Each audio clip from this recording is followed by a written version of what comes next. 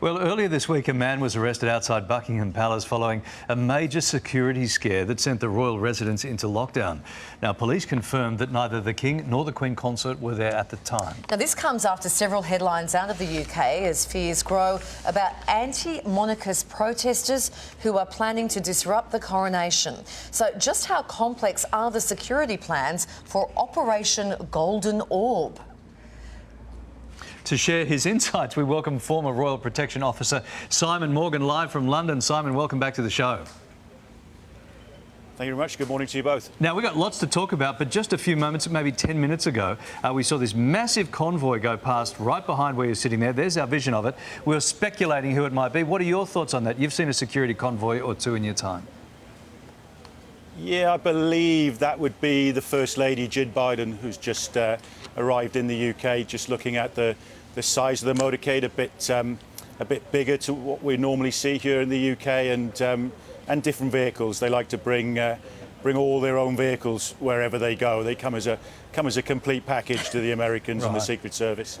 Very self-contained. I'd call that a morning show exclusive. Yes. So Joe Biden's wife, the First Lady, and you say she'd be headed towards the US ambassador's residence there in the middle of London.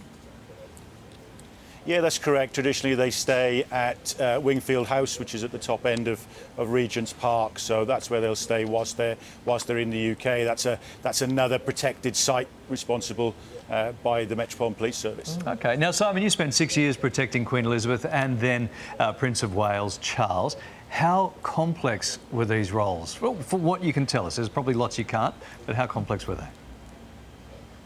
Yeah, they were extremely challenging yet rewarding roles. Exceptionally positive times for me as a police officer. I was previously on a firearms team and then found myself as a member of Royalty Protection, which was vastly different from policing the streets of London.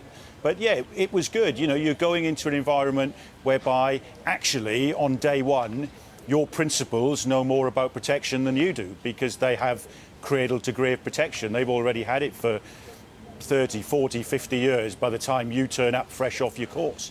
So they actually act as part of your training as well. You know, they know what they like, they know what they don't like, and actually they support you through those early days.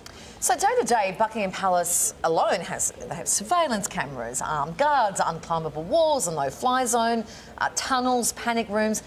But how much does security then amp up across the entire city for something like the coronation this weekend?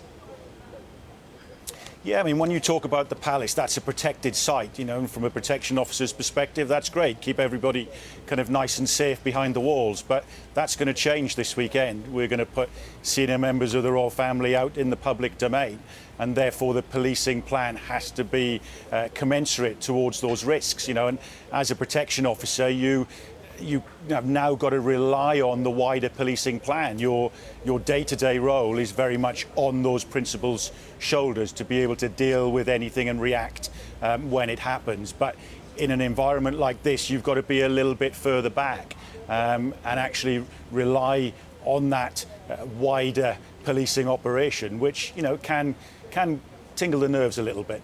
We know these things have been planned for years and years. We saw it with the Queen's Jubilee and then, of course, the Queen's funeral. So much goes into them. Operation Golden Orb has been in the making for years and years. So the security team would be very well prepared for potential protests and riots. Any hiccups along the way, you would think?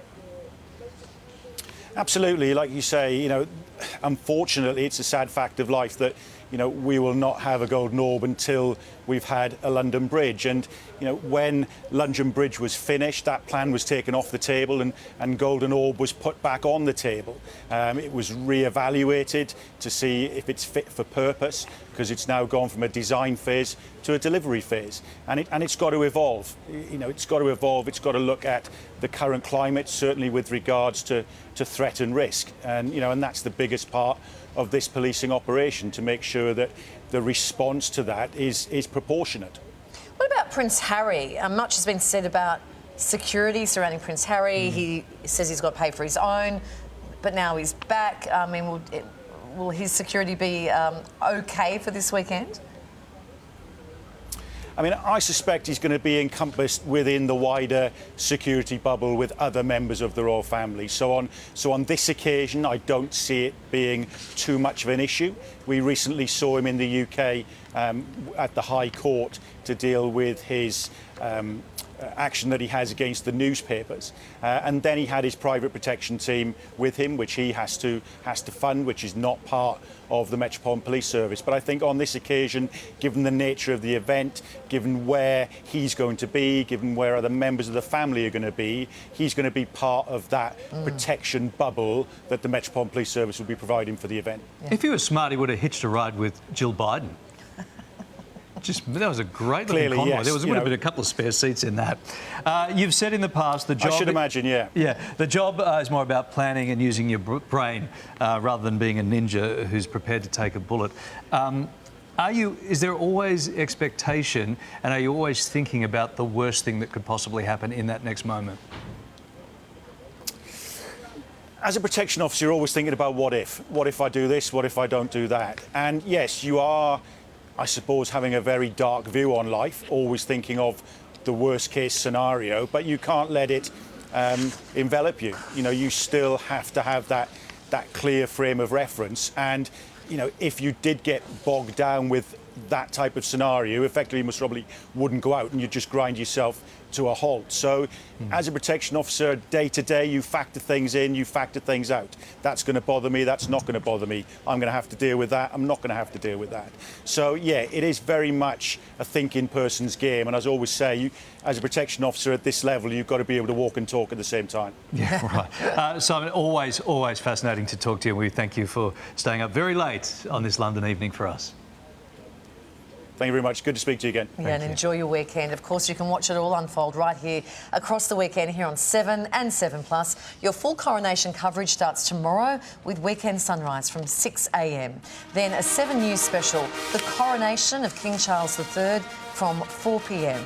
Continuing throughout the night. You won't miss a moment.